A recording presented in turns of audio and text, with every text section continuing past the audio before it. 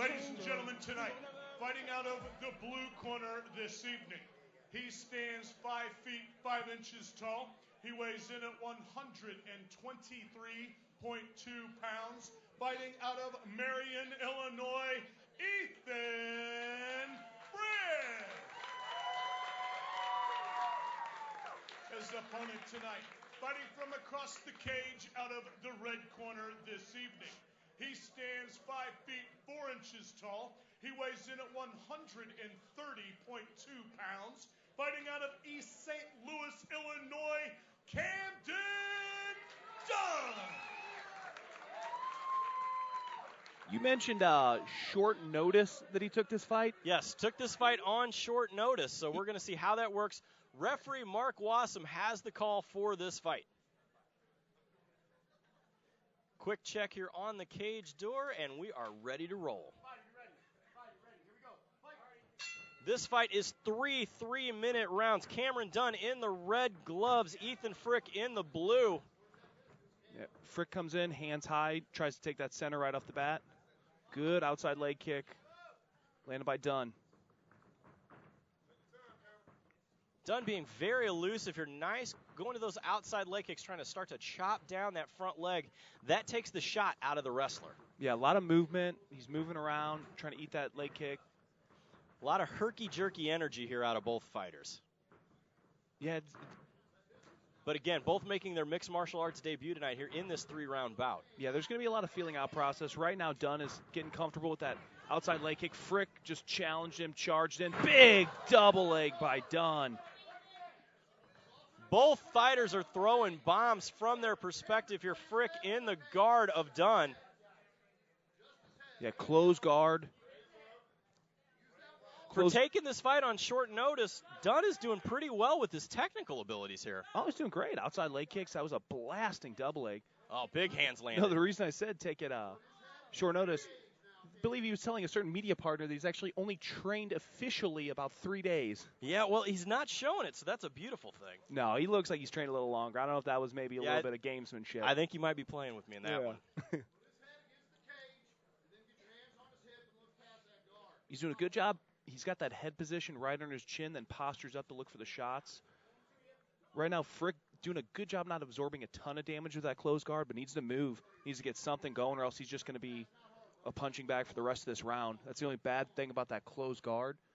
You can defend yourself, but it really, really doesn't open up a lot of offense. And a big flurry right now from Dunn. Postures up and lets about 10 fly. Passes the guard right into side control. Deep underhook. Yeah, big pressure here coming out of Dunn. Working that underhook position. Now working the head position. Keeping that head of Frick up against the cage. That's a terribly painful position as you get your head ground on the cage. Not fun at all. No, not fun at all. He did it again. Oh, jumps to full mount. Full mount. He's got him grapevine through. It's a bad position for Frick. Yeah, this is not good for Frick here, as Dunn has made his way into full mount, looking to start dropping some bombs. Yeah, full mount. Just scrapes him back into position. Frick has got to move. Referee Mark Wassum right on top of the action. Punches in bunches, Jeremy. Punches in bunches. Ethan trying to sit up for a little hip bump there. Hey, tough guy, Ethan Frick, throwing shots from the bottom still, though. And he's doing a good job not absorbing a ton of damage, even though Dunn threw a lot of punches there.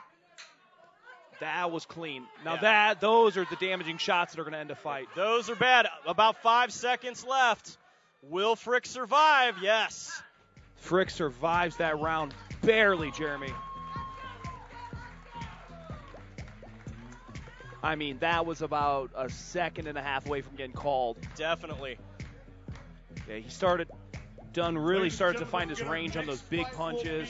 A few of those snuck through. Let's see if Frick can recover now in between rounds.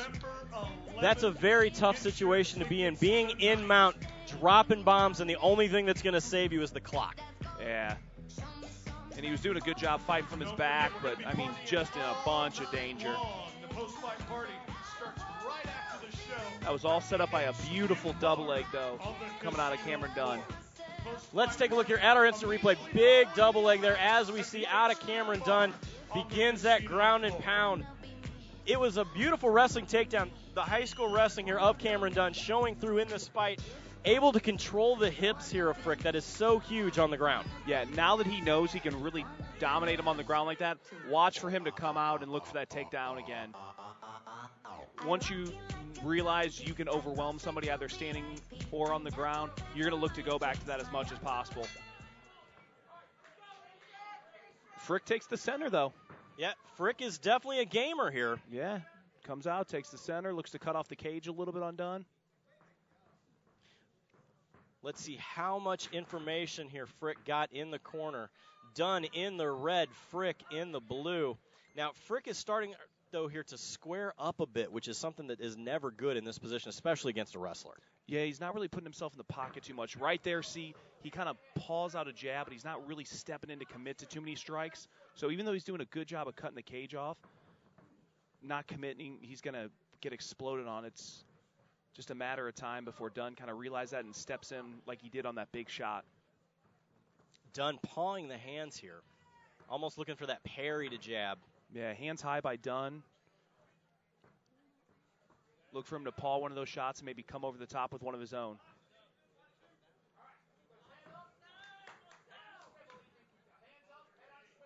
Frick showing a little head movement there again, but he's just kind of tossing out that front jab. Yeah, he hasn't really committed with any power punches yet, but again, you got to step into the pocket to throw those, and even though he paws his way in, the minute he gets in range, he kind of steps out. Where Dunn here is looking to control the cage, lands a big shot there with the right. Yeah, he landed a right and actually slipped a left hook in there too. That was a solid combination. And that halfway through round 2. And that could be scaring Frick out of stepping in the pocket, that every time he steps in, he eats some of those big shots. Big sprawl, smashes him, and then right into side control. This is a very nice position here for Dunn, who's going to that knee on belly, steps right over into mount, and again is going to look to start landing big hands. Yeah, knee on belly to mount. That's more than 3 days of training. Absolutely it is. Again, flattens him out with perfection there with the grapevine, starting to smash down on Frick, putting all his weight, making it hard to breathe. Yeah. Under 1 minute remaining here in the round. Very impressed with this top control from Cameron Dunn. I mean, he has just been a nightmare on top. Yeah, Frick has just, the hip bump just isn't working. He's got to go to something else, try to make some space. Yeah. Shrimp his way out. Yeah, he's moving from bottom, but just cannot get Cameron Dunn off of him in that mount position. It's a heavy, dangerous mount. Kind of collecting himself, a breather here. In a dominant position, knows he doesn't have to blow his wad necessarily.